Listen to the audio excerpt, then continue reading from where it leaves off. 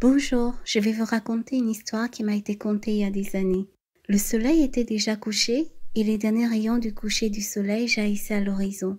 La journée avait été très fatigante pour lui, Paul. Il avait parcouru toute la ville, essayant de trouver des acheteurs potentiels pour son produit. Cela avait été difficile car personne n'était intéressé par son offre. Tout ce qu'il voulait maintenant, c'était de retourner dans son appartement et de dormir.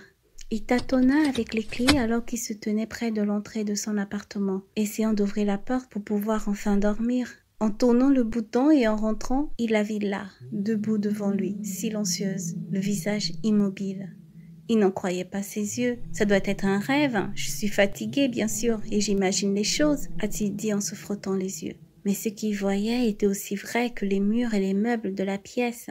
Sa petite amie, plutôt une ex-petite amie, se tenait là. Mais c'était impossible, car elle s'était suicidée il y a 2 ans en sautant du balcon de son propre appartement. « Qui êtes-vous » demanda-t-il doucement.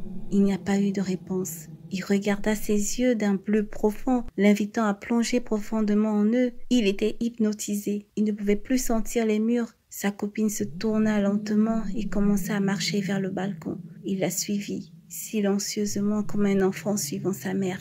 Alors, il arriva au bord du balcon et là, elle disparut soudainement. Et il sentit une poussée soudaine sur son dos, exactement comme la poussée qu'il avait donnée à sa petite amie alors qu'elle se tenait au bord de la fenêtre il y a 2 ans.